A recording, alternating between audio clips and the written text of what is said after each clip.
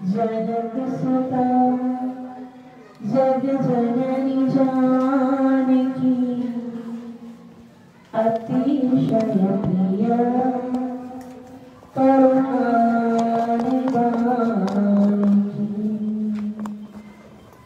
ताकि युग तब कमल निवान तासो पिता निर्मल पिता मनोज मारुत्युल्यवेदं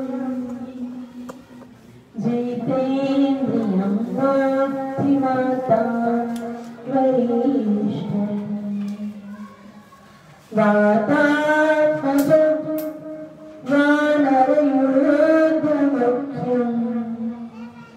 श्रीरामदूतं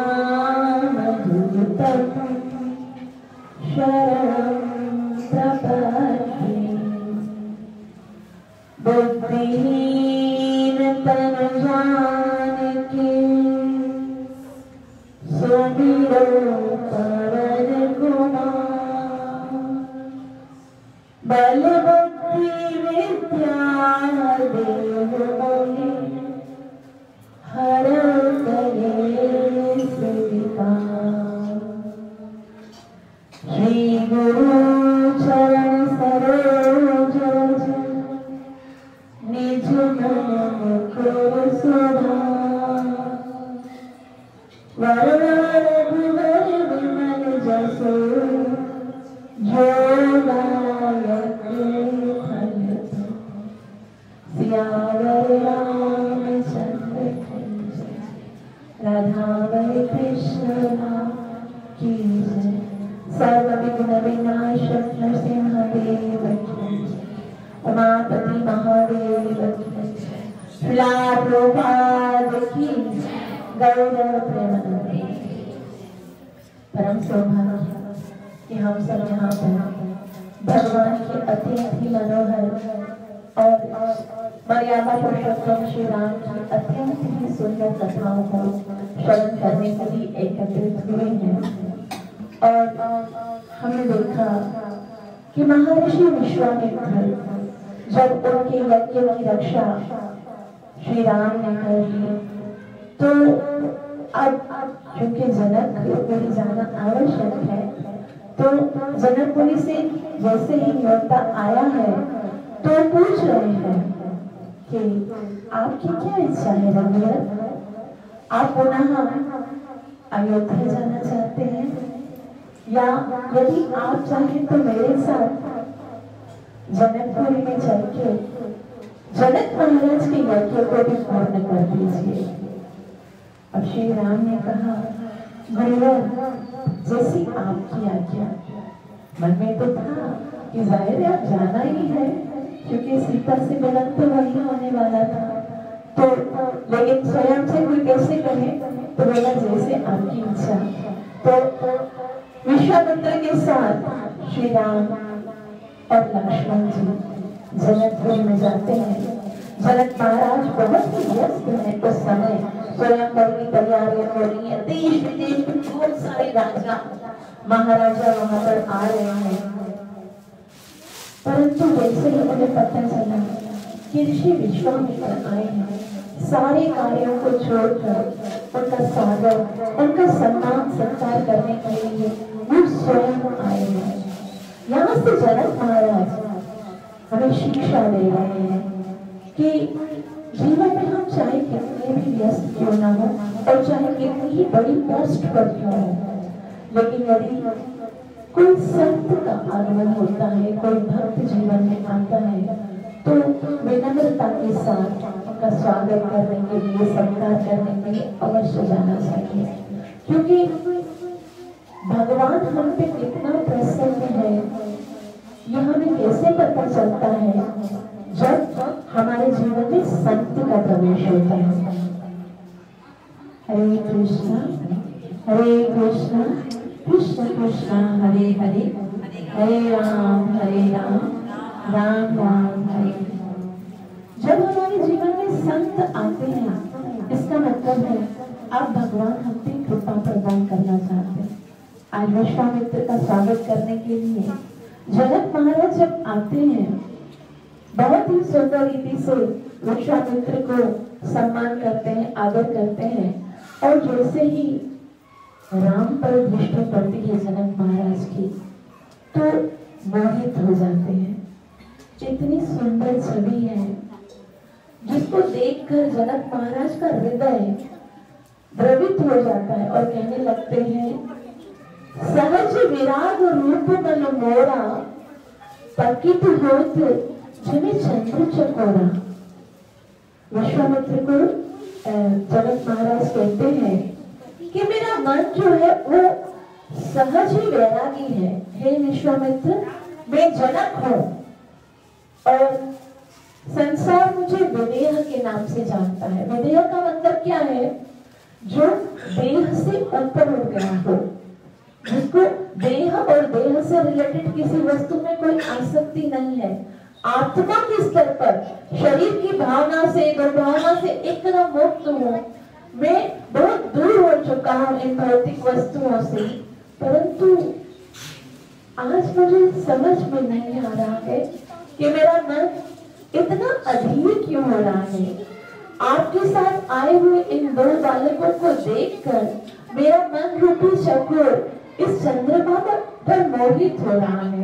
ताकि तो वो तो जिमी चंद्र चकोरा, जिस तरह से चंद्रमा को देखकर चकोर मोहित हो जाता है, उसी तरह से मेरा वह मन जो सदैव मेरे वश में होता है, आज इस पर मोहित हो रहा है। जरा आप इनका परिचय तो कराइए, बताइए तो सही, ये दोनों बालक हैं कौन?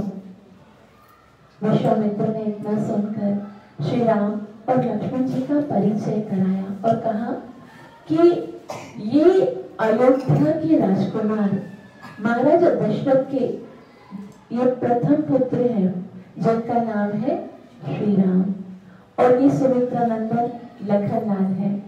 परिचय करने के उपरांत, बहुत ही सुंदर स्वागत करने के उपरांत प्रसाद भोजन वगैरह खिलाने के लिए उनको एक बहुत ही सुंदर भवन में लेके गए। और कैसा भवन था? रामायणकार लिखते हैं, सुंदर सदन सुखद सब कला। यानी सुंदर सदन इतना सुंदर था और सुखद सब काला। सब काला मतलब जो भी वेदर होता उसके अनुसार, जैसे अगर गर्मी का मौसम है तो वो बिल्कुल ठंडा होता, और अगर सर्दी का समय है तो बिल्कुल गर्म। ऐसा सुंदर सदन सुखद सब काला, ऐसे भवन में उनको लेके गए। महाराजा जनक ने कहा कि आप भोजन वगैरह खिलाने के बाद, सम्मान करने के बाद बोला, अब आप इस भवन में विश्राम कीजिए। और जैसे ही विश्वामित्र महाराज जनक तो चले गए, विश्वामित्र जी के साथ राम और लखन बैठे थे। अब राम जी को जनकपुरी घूमने जाना था, मतलब शोभा देखने जाना था। तो राम जी गुरुवर से कहते हैं, गुरुवर, लखन लाल को जनकपुरी देखना चाहते हैं, तो यदि आपकी इच्छा हो तो मैं इनको जनकपुरी घुमा के आ जाऊं। तो विश्वामित्र उनकी और बहुत ही प्रसन्नता के साथ देख रहे हैं। अच्छा, लखन लाल घूमना चाहते हैं, जैसे आप तो पहले 50 बार घूम चुके हो। वास्तव में जाना तो श्री राम को था। अब जाहिर सी बात है, होने वाली पत्नी का गांव था तो गौरी के गांव को घूम के तो आना ही था। लेकिन ये यहाँ पर श्री राम जो है वो मर्यादा से कह रहे हैं। अब ऐसा बताएं कि मैं कैसे बताऊं कि भाई मुझे अपनी होने वाली पत्नी का गांव देखना है, वो ऐसे संकुचित होकर कह रहे हैं। यहाँ श्री राम जो है वो शील सिखाते हैं कि किस तरह से बोलना चाहिए। जैसे आचार्यगण बताते हैं कि यदि आप किसी के घर पे दावत पे जाते हो और दावत में बहुत ही सुंदर प्रसाद है, लेकिन उसमें खीर इतनी अच्छी बनी है, आपने खीर खा ली, दूसरे भक्तों ने भी खाई, लेकिन अभी आपको और खीर खानी है, तो कभी ऐसे मत बोलिएगा मेरे लिए खीर लेके आओ। जो सामने दूसरा भक्त बैठा हो ना, तो इसका नाम लेके समीर प्रभु के लिए खीर तो लेके आओ, तो जब उनके लिए आएगी तो आपके लिए तो मिलेगी। तो ऐसे क्योंकि लखनलाल को घुमाने लेके जाना है तो श्री राम को तो परमिशन मिलेगी ही। और श्री राम ने जैसे ही बोला विश्वामित्र जी समझ गए और कहे राम जाओ, जाई देखी आओ नगर, सुख निदान जो भाई।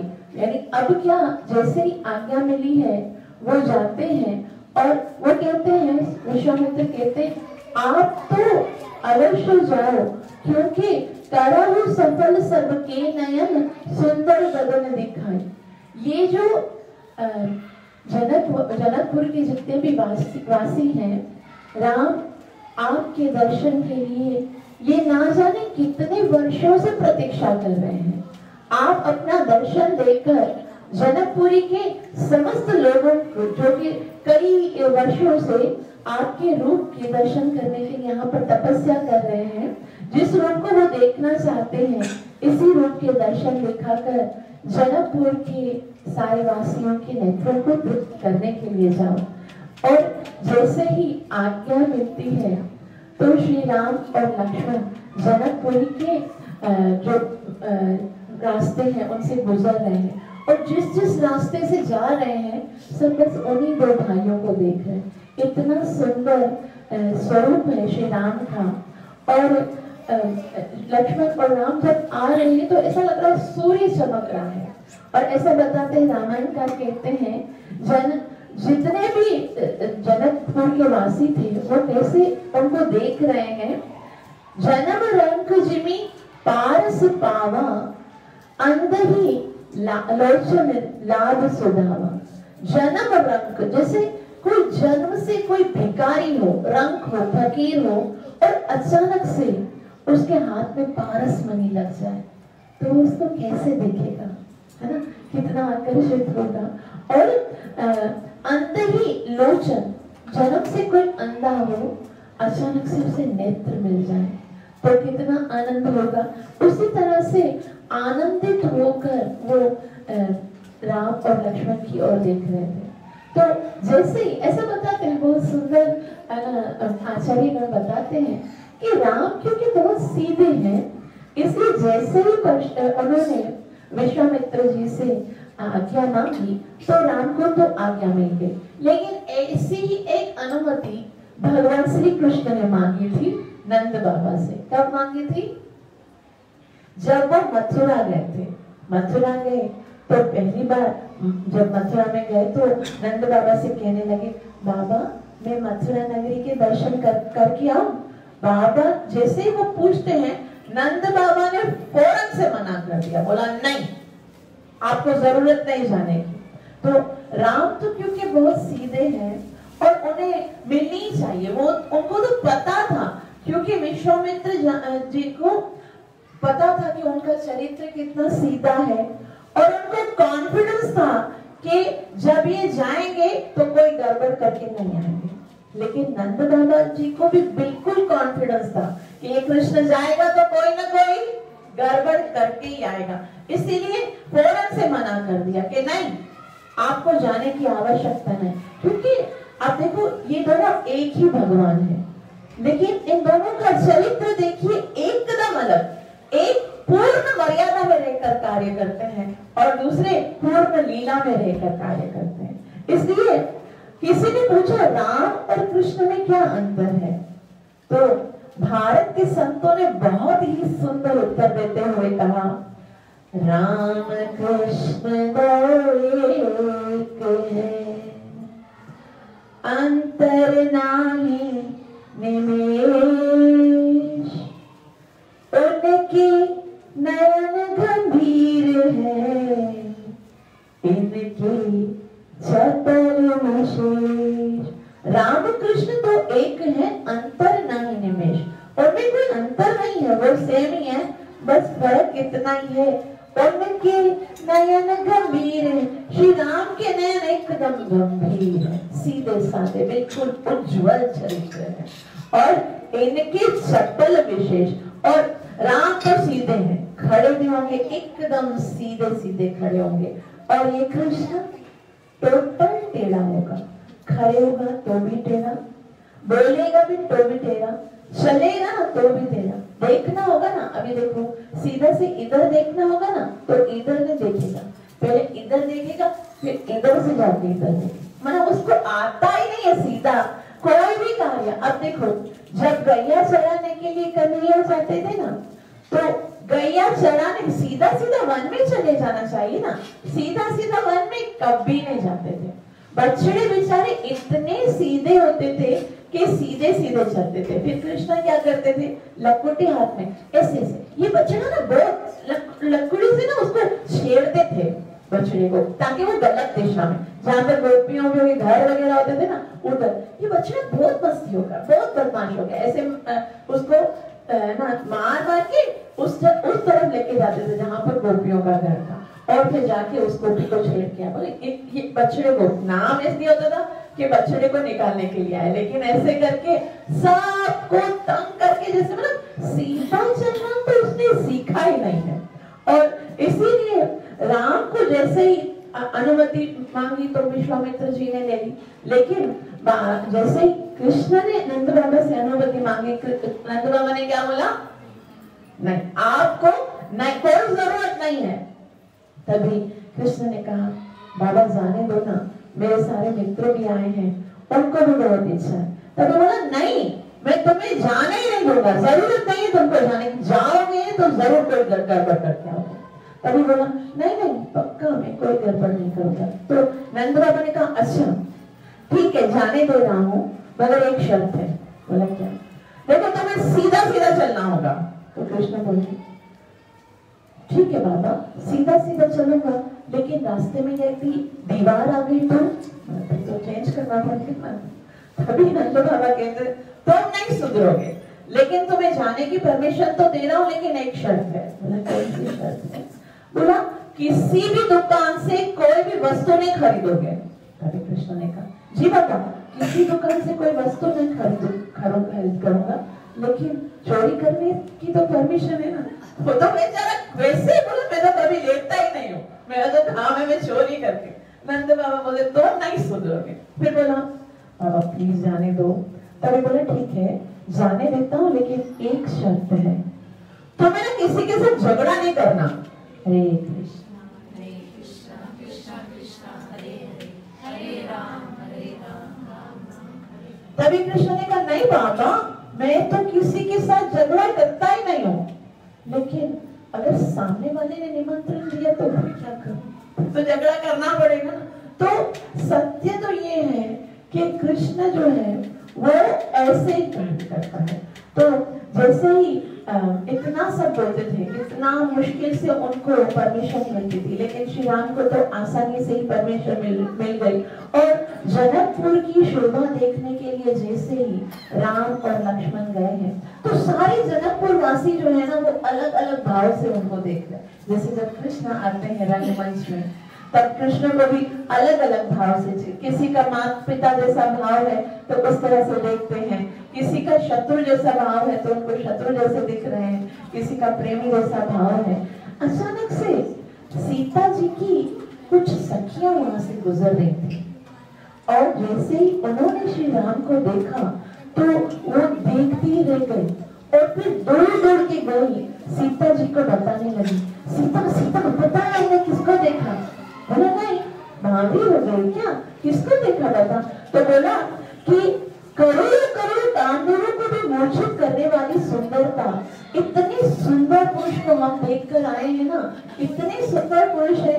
तो इस तरह से उतनी तारीफ करने लगी उनकी। तो सीता मैया ने कहा अच्छा।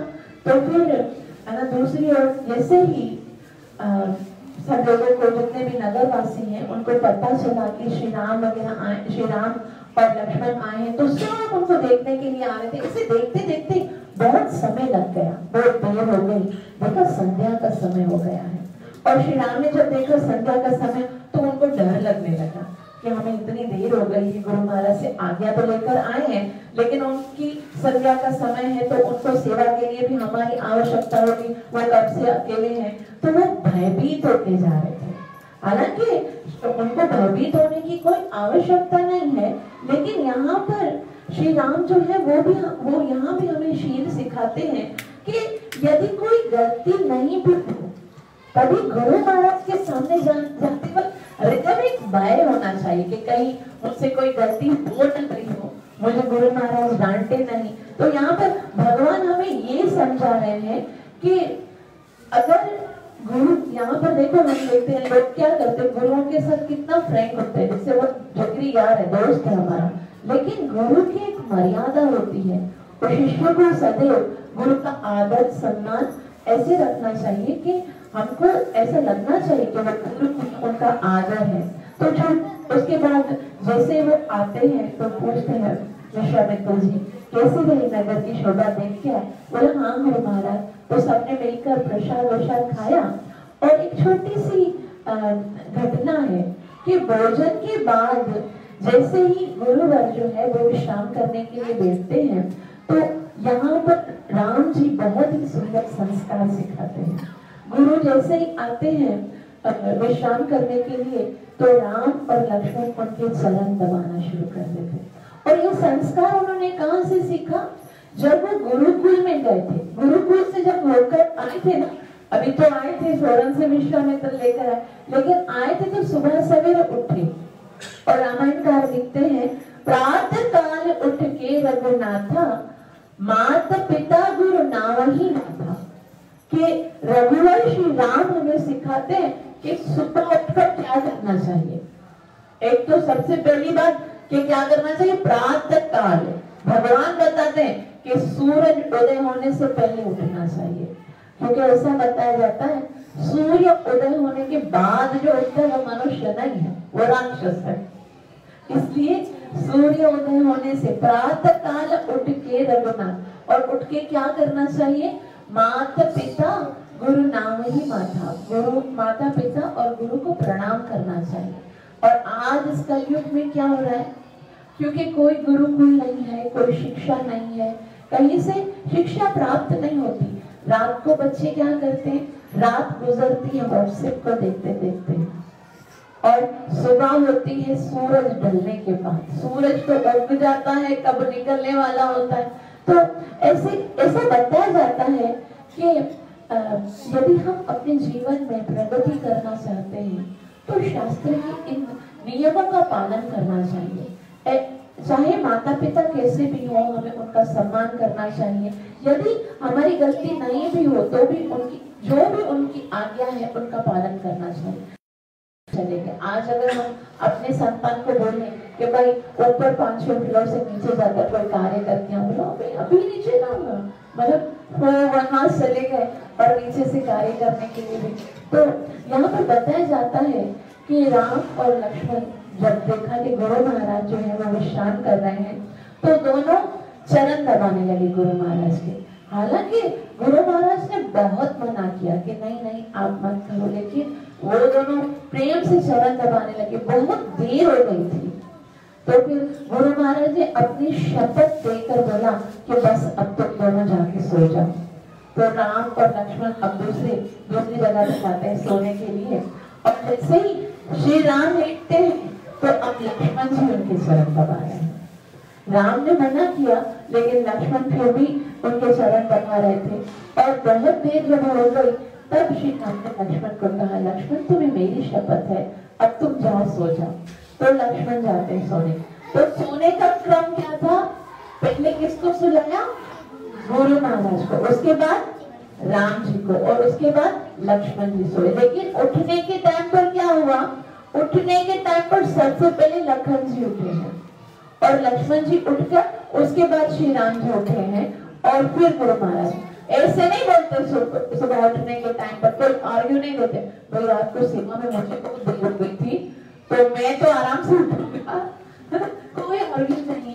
क्योंकि जो साधक होता है उससे हमेशा सावधान रहना चाहिए, क्योंकि यदि साधक जो है वो सावधान नहीं है तो भला वो अपने भगवान को कैसे प्राप्त कर सकता है। तो सुबह जैसे ही उठे हैं दोनों भाई तैयार हो जाते हैं और गुरु महाराज जो है वो अपनी नित्य जो संध्या कार्य होता है प्रातः काल की वो करने के लिए जैसे ही बैठे हैं तो उस समय राम जी पूछते हैं, गुरु महाराज आपकी पूजा के लिए हम पुष्प लेकर आ जाए? तब विश्वामित्र जी ने कहा हाँ, राम और लक्ष्मण आप पुष्प लेने के लिए जा रहे हैं पुष्प वाटिका में। तो बहुत ही सुंदर जनक महाराज के महल के बाहर पुष्प वाटिका थी। अच्छा, रामायण में दो प्रकार की वाटिका है। एक तो पुष्प वाटिका है और दूसरी कौन सी है? अशोक वाटिका। पुष्प वाटिका किसने बनाई है? जनक महाराज ने। और अशोक वाटिका किसकी है? रावण की। पुष्प वाटिका एक योगी ने बनाई है और जो ये अशोक वाटिका है वो एक भोगी ने बनाई है।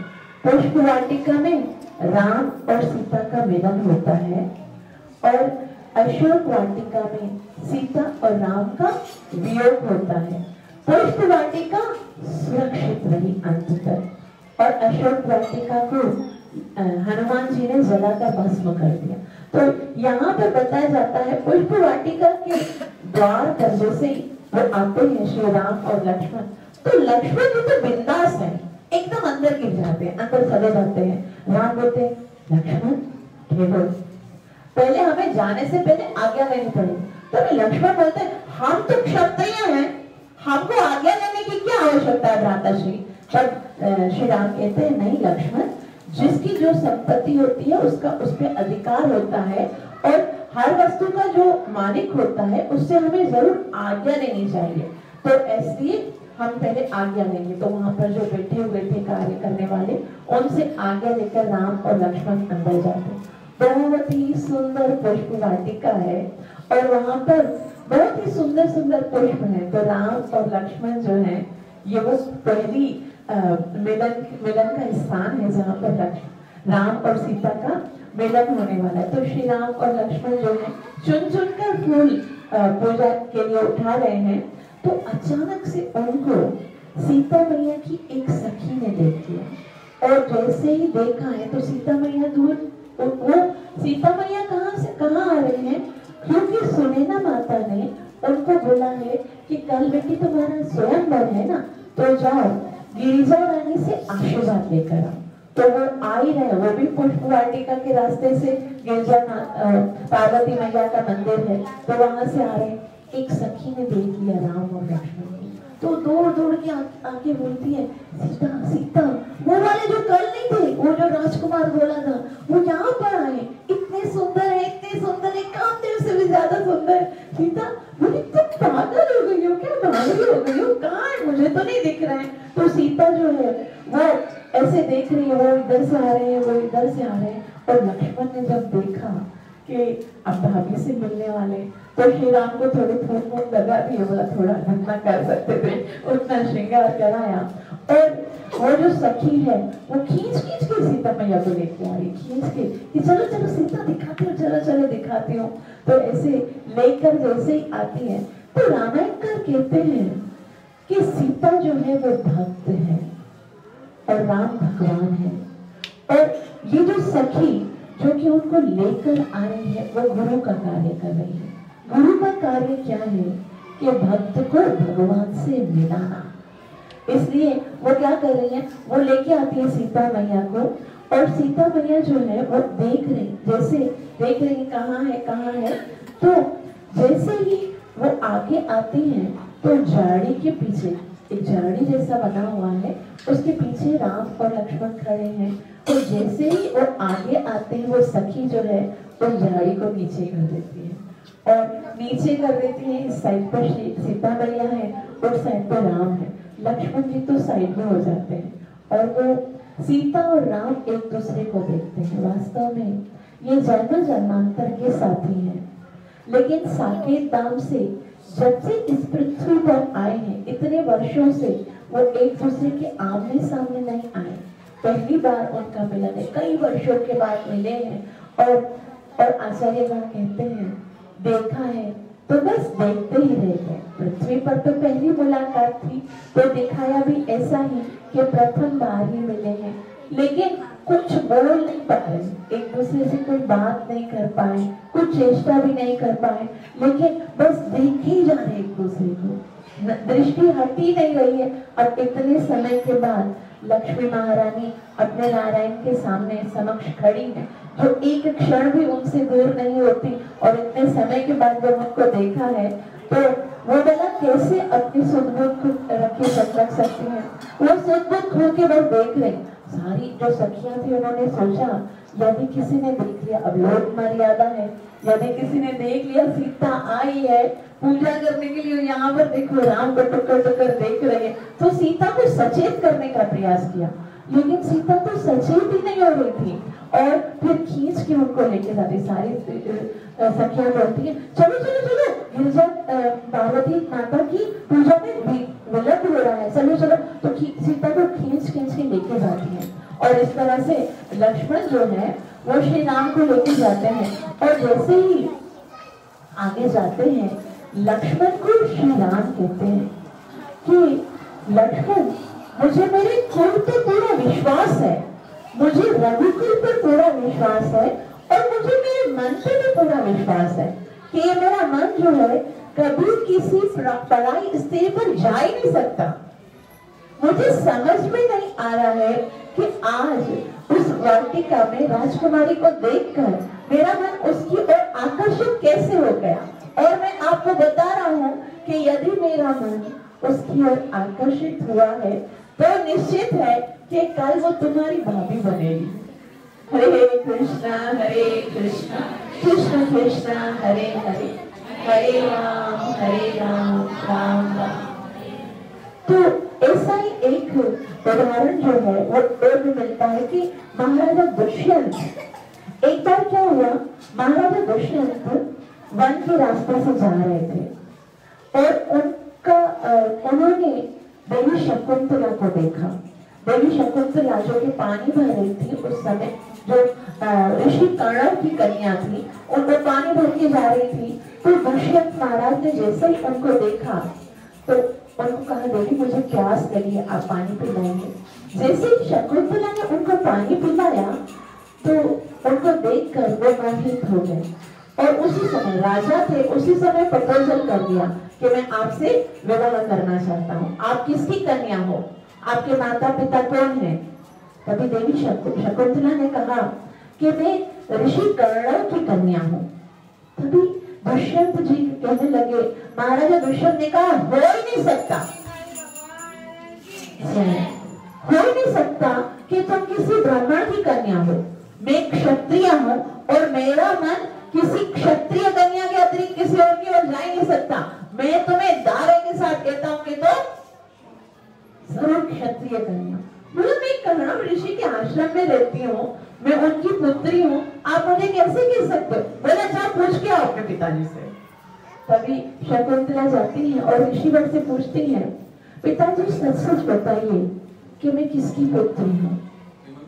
तब कर्ण ऋषि बताते हैं कि तो ऋषि विश्वामित्र की पुत्री है।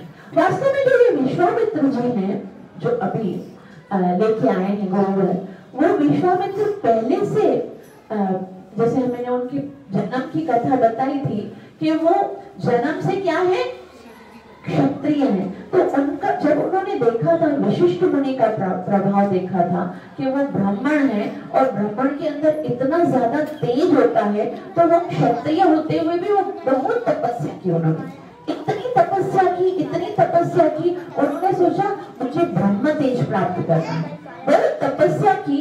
लेकिन उनकी तपस्या में एक चीज मिसिंग थी।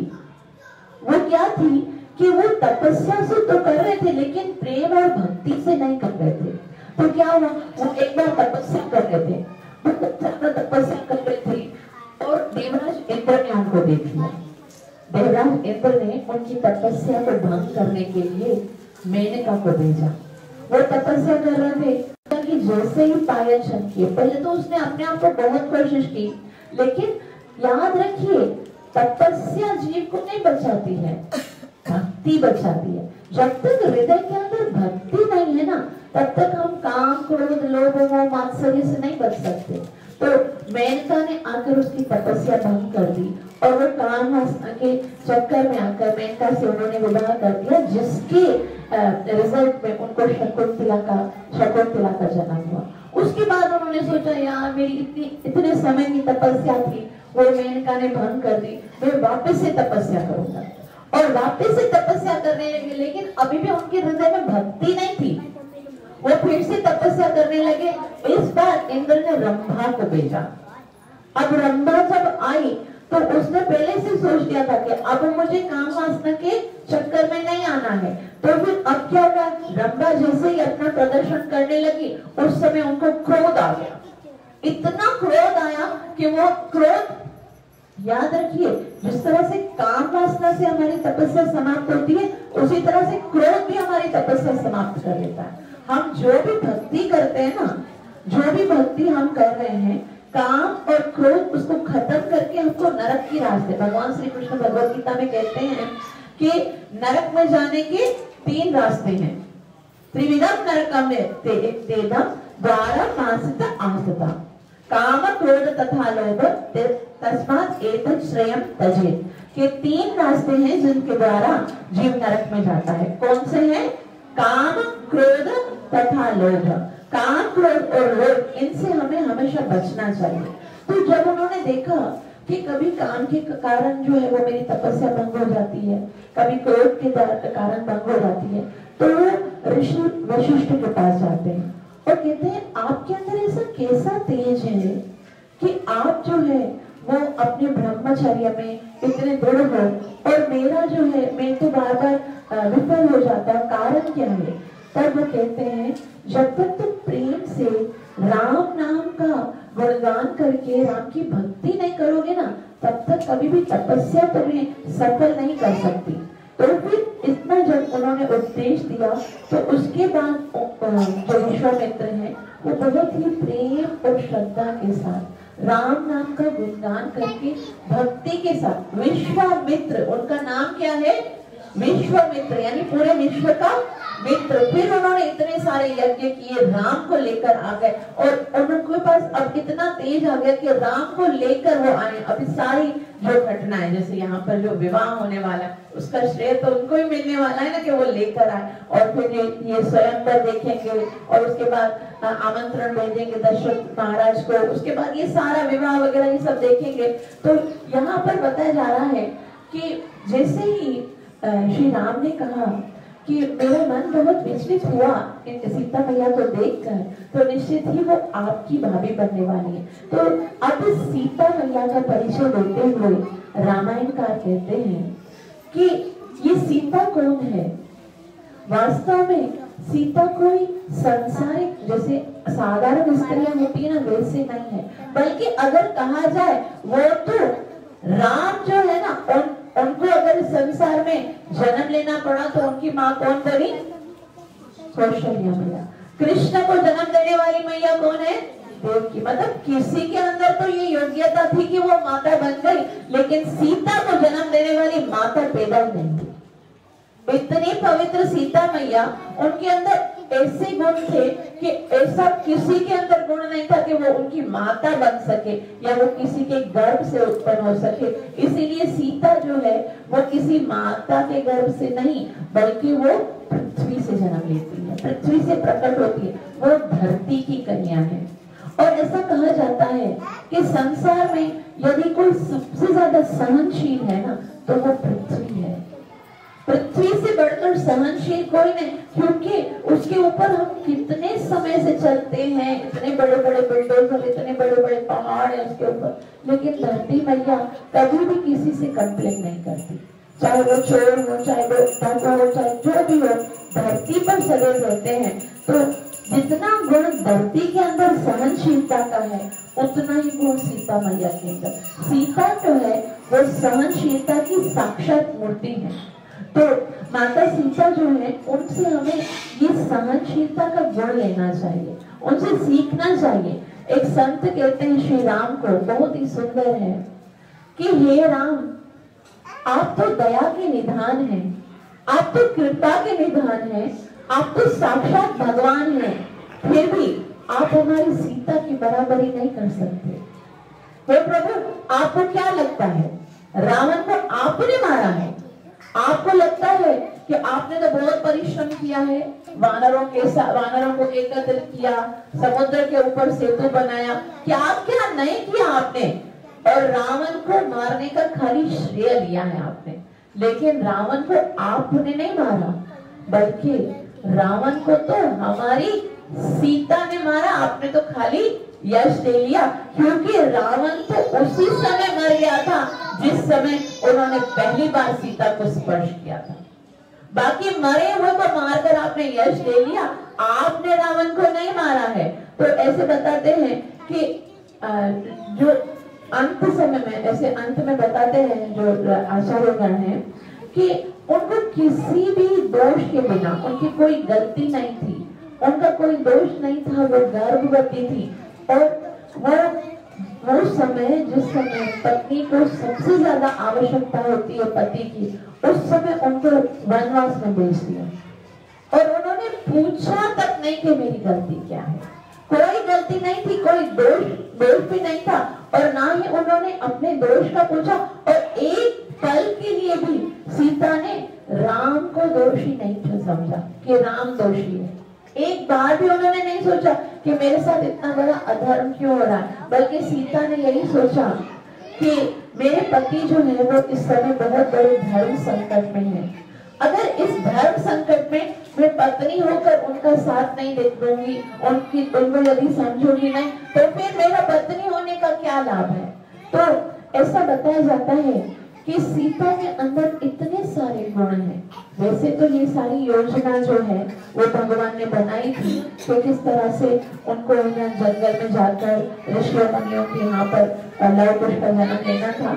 लेकिन फिर भी देखा जाए, अगर आज की पत्नी को कोई पति इस तरह से बगैर निर्दोष अगर बोल दे घर से निकल जाओ तो डायरेक्ट ही कोर्ट केस हो जाएगा ना। लेकिन यहाँ पर सीता मैया अपने सहनशीलता की मूर्ति बता दी कि कितना सहन किया है उन्होंने। और अब जनक महाराज जो है वो उन्हीं सीता का स्वयंवर रचने वाले हैं।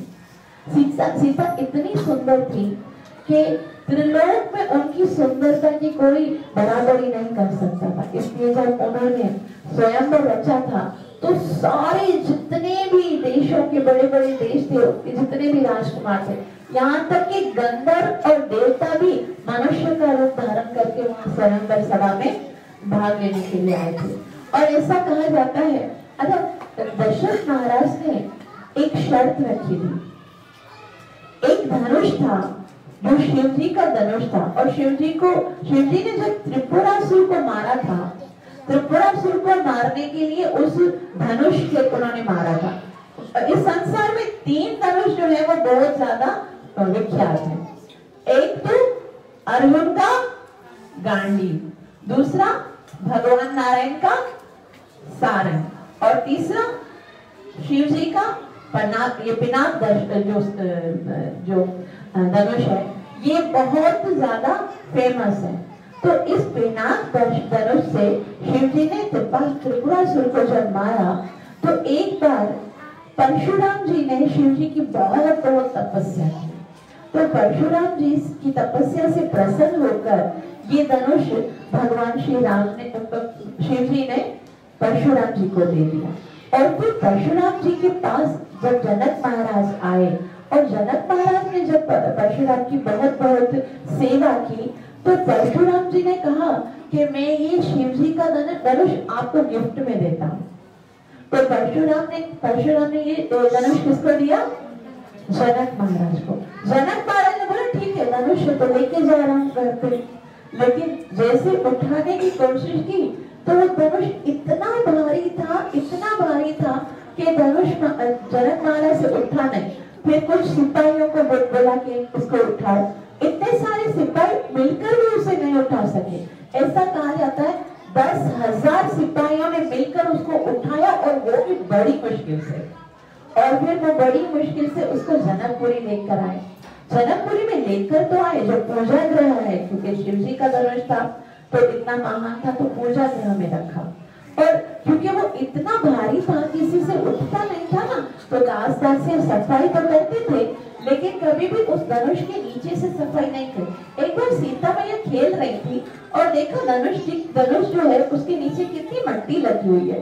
तो सीता ने क्या किया, एक कपड़ा उठाया, एक हाथ में कपड़ा और दूसरे हाथ से उल्टे हाथ से धनुष 2 उंगलियों से ऐसे बिल्कुल थोड़ा सा ऐसे करके उठाया और नीचे से कपड़ा मार के सफाई की। तभी जनक महाराज ने देखा कि इतना भारी धनुष, जो कि 10,000 जो मेरे सिपाही थे वो भी इतना मुश्किल से उठा सके, और इसने एकदम साधारणतया बिल्कुल बिल्कुल। और उस समय सीता मैया की आयु 5 साल की थी। 5 साल की सीता मैया, इतनी छोटी सी गुड़िया बिल्कुल, और उन्होंने ऐसे धनुष को उठा के सफाई की। तब जनक महाराज को पता चल गया कि ये कोई साधारण कन्या नहीं है, इसलिए क्योंकि ये असाधारण है तो इसका विवाह भी किसी असाधारण व्यक्ति से होना चाहिए, कोई महान व्यक्ति से होना चाहिए। लेकिन मुझे कैसे पता चलेगा कि महान कौन है? क्योंकि इसने ये धनुष उठाया है, इसका मतलब है अभी जो इस धनुष को उठा सकेगा वही महान होगा। तो उन्होंने ये शर्त रखी थी कि जो भी इस धनुष को उठा सकेगा उसी के साथ जो है वो सीता जी का विवाह होगा। तो यही प्रण किया गया था। और सीता जी अब गई है गिरजा माता जो है पार्वती माता, उसकी स्तुति करने के लिए। सीता जी ने जब देखा है श्री राम को, पहले तो उनको पता ही नहीं था कि माता से क्या जाके प्रार्थना करूंगी, लेकिन अब क्योंकि श्री राम को देख लिया, ऐसे कहते हैं तुमसे मिले न थे तो कोई आरज़ू न थी, देखा तुझे तो तेरे ही तलबगार हो गए। अब तो उनके मन में एक इच्छा हो गई कि अब तो जाकर मांगना उन्हीं को है। गई माता रानी को बहुत बहुत प्रणाम किया और बोला, जीवन भर मैंने आपकी तपस्या की है, आपकी भक्ति की है माता, और कुछ नहीं मांगा, आज मांगने का दिन है।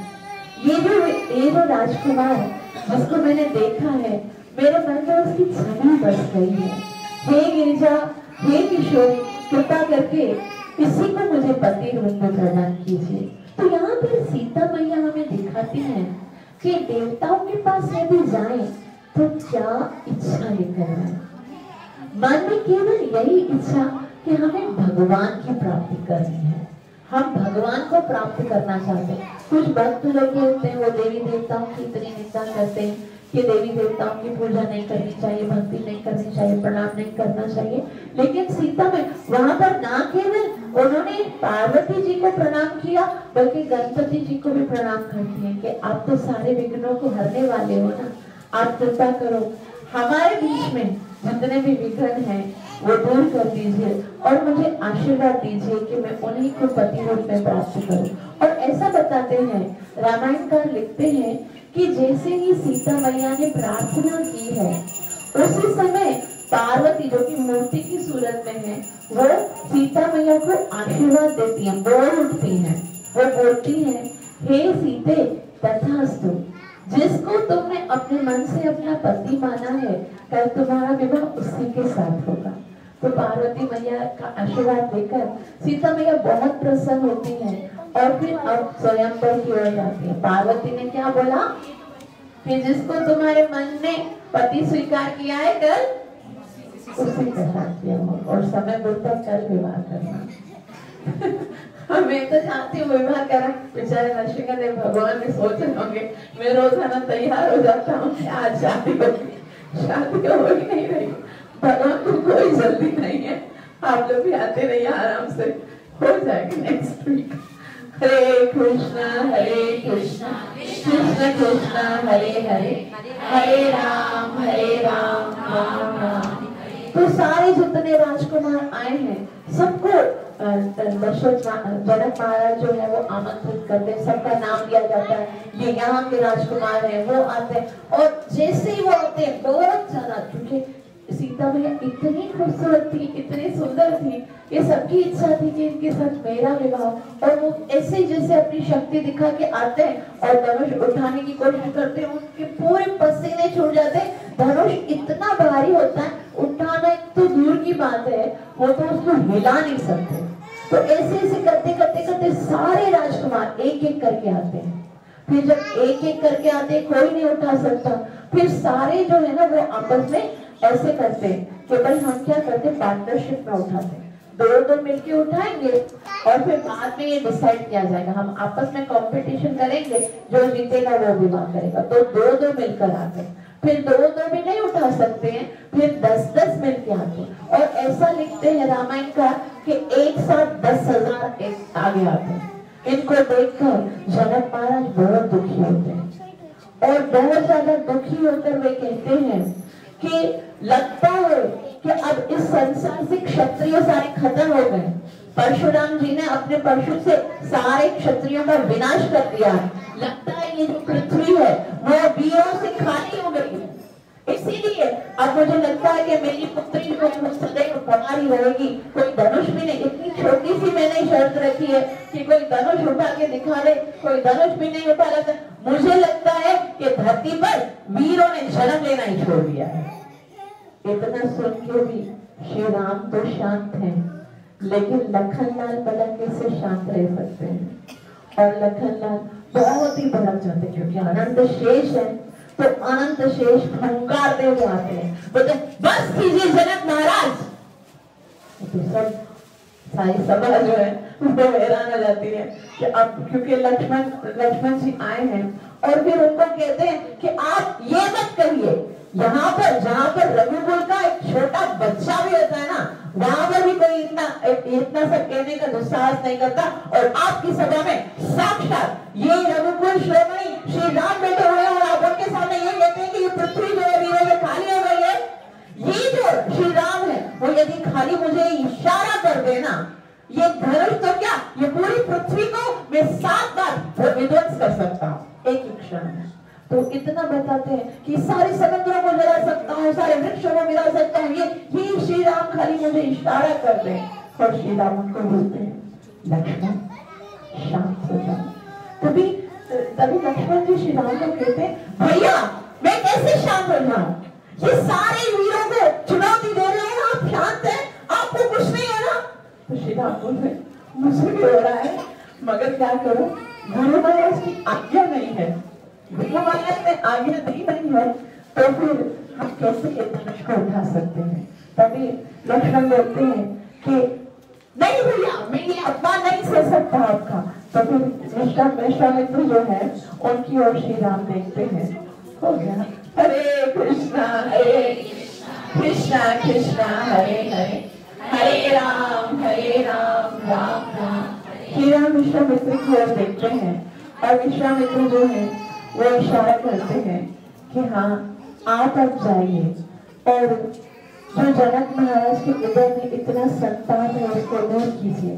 सारे जितने राजा हैं वो सोचते हैं कि हम सब इतने सारे शक्तिशाली राजा जो है वो इस धनुष को नहीं उठा सकते, ये कोमल से छोटे वो राजकुमार ने बोला ये कैसे उठाएंगे, हमें पता है कि ये भी नहीं उठा सकेंगे। जनक महाराज ने तो बहुत अपमान किया लेकिन फिर भी सारे बैठे हुए थे, इनको क्या खबर थी कि वैसे भी ये तो उठा नहीं सकेंगे। फिर जनक महाराज क्या बोलेंगे सीता को, वैसे भी धनुष तो कोई उठा नहीं सका तो तुम ऐसा करो जिसको मर्जी आए उसको जाके हार बिना के आ जाओ, हो सकता है इसमें हमारा चांस लग जाए। तो सारे उसी की प्रतीक्षा में बैठे थे, लेकिन जैसे ही श्री राम आते हैं और श्री राम जैसे ही उस धनुष को पहले धनुष को प्रणाम करते हैं, फिर शिव जी को प्रणाम करते हैं और शिव जी से प्रार्थना करते हैं कि आपका धनुष है, आप कृपया मुझे आशीर्वाद दीजिए कि मैं उसको उठाऊं। और जैसे उनको जैसे एक और छोटा बच्चा गुलाब का फूल उठाता है वैसे ही उस धनुष को उठाते हैं और जैसे ही उठाते हैं उसी समय वो धनुष जो है वो 2 टुकड़ों में टूट जाता है। वो श्यावर रामचंद्र भगवान की और 2 टुकड़े हो जाते हैं धनुष के। इतना बड़ा भयानक धमाका होता है और धमाका तो होता है लेकिन उसी समय सारी सभावासी जो है वो इतना खुश होते हैं, सब जय जयकार मनाते हैं, बोल सियावर रामचंद्र भगवान की। और जनक महाराज और माता सुनैना जो है वो सीता मैया को आज्ञा देते हैं कि सीता आप आइए और श्री राम जी को वरमाला पहनाइए। हरे कृष्णा कृष्णा कृष्णा हरे हरे हरे राम राम राम हरे हरे हरे कृष्णा कृष्णा कृष्णा हरे हरे हरे राम राम राम हरे हरे हरे कृष्णा कृष्णा कृष्णा हरे हरे हरे राम राम राम हरे। और इस तरह से सीता और राम का विवाह हो जाता है। सीता राम राम राम सीता राम राम राम सीता राम राम राम सीता राम राम राम सीता राम राम राम सीता राम राम राम सीता राम राम राम सीता राम राम राम सीता राम राम राम सीता राम राम राम सीता राम राम राम सीता राम राम राम सीता राम राम राम सीता राम राम राम सीता राम राम राम सीता राम राम राम सीता राम राम राम राजा राम राम राम सीता राम राम राम राजा राम राम राम सीता राम राम राम राजा राम राम राम सीता राम राम राम राजा राम राम राम सीता राम राम राम सीता राम राम राम सीता राम राम राम सीता राम राम राम सीता राम राम राम सीता राम राम राम सीता राम राम राम सीता राम श्यावर रामचंद्र भगवान की ओ श्यावर रामचंद्र भगवान की ओ श्यावर रामचंद्र भगवान की भगवान से प्रॉमिस किया था उसको पूरा कर दिया, लेकिन ये कथा यहाँ समाप्त नहीं होती। अब बहुत सुंदर संवाद होने वाला है लक्ष्मण जी और परशुराम जी का, जो हम आगे पढ़ेंगे। आप सबसे निवेदन है कि अवश्य आइए और भगवत कथा का आस्वादन कीजिए। नरसिंहदेव भगवान की सर्व विघ्न विनाशक नरसिंहदेव भगवान की भक्तवत्सल नरसिंहदेव भगवान की भक्त श्रोमणी प्रहलाद महाराज की प्रभुपाद की। एक जरूरी सूचना है कि 25 तारीख को फ्राइडे के दिन मोक्षदा एकादशी है और उस दिन गीता जयंती भी है, अर्थात श्रीमद् भगवत गीता का बर्थडे है। तो ऐसा कहा जाता है कि उस दिन जो भी श्रीमद् भगवत गीता दान करता है या जो श्रीमद् भगवत गीता को पढ़ता है, जो श्रीमद् भगवत गीता को दूसरों को गिफ्ट देता है, उससे श्रीमद् भगवत गीता बहुत प्रसन्न होती है। और हमारे जीवन में गीता जो है वो कोई शास्त्र नहीं है, साक्षात भगवान का अवतार है। तो हम सब आप सबसे निवेदन है कि जितना हो सके श्रीमद् भगवत गीता को डोनेट कीजिए, दूसरों को दान दीजिए। जिनके पास भगवत गीता नहीं है वहां तक भगवत गीता पहुंचाने में हमारी सहायता कीजिए। और जितना ज्यादा हो सके आप श्रीमद् भगवत गीता का उस दिन अध्ययन कीजिए। ज्यादा से ज्यादा श्रीमद् भगवत गीता, जो पूरी भगवत गीता पढ़ सकते हैं तो पूरी भगवत गीता पढ़िए, और अगर पूरी नहीं भी पढ़ सकते हैं एक अध्याय, अगर 2 अध्याय 4 अध्याय वो भी नहीं पढ़ सकते तो एक श्लोक उस दिन भगवत गीता का अवश्य पढ़िए। क्योंकि ये भगवत गीता जो है वो भगवान श्री कृष्ण कहते हैं गीता में हृदय पाठ। हे पाठ, ये जो गीता है वो मेरा हृदय है। तो भगवान अपना हृदय हमारे लिए देकर गए हैं, क्योंकि भगवान जो है वो हमसे बहुत प्रेम करते हैं। और हम सबका ये कर्तव्य है कि भगवान के इस हृदय को प्रेम से स्वीकार करें। तो आप सबसे निवेदन है जो भगवत गीता डोनेट करना चाहते हैं वो हमसे संपर्क कर सकते हैं, और जो भगवत गीता जिनके पास नहीं है वो भी हमसे संपर्क कर सकते हैं, ताकि हम उनको भगवत गीता प्रदान करेंगे। आप सबसे रिक्वेस्ट है कि 25 तारीख को मोक्षदा एकादशी है, एकादशी का उपवास अवश्य रखिएगा। एकादशी में अनाज खाना बहुत बड़ा पाप है, और अगर हम एकादशी का उपवास रखते हैं तो भगवान बहुत प्रसन्न होते हैं। मोक्षदा अर्थात मुक्ति प्रदान करने वाली एकादशी। और सबसे निवेदन है एकादशी का उपवास रखिए, श्रीमद् भगवत गीता को पढ़िए और अपने जीवन को सफल बनाइए। हरे कृष्णा कृष्णा कृष्णा हरे हरे।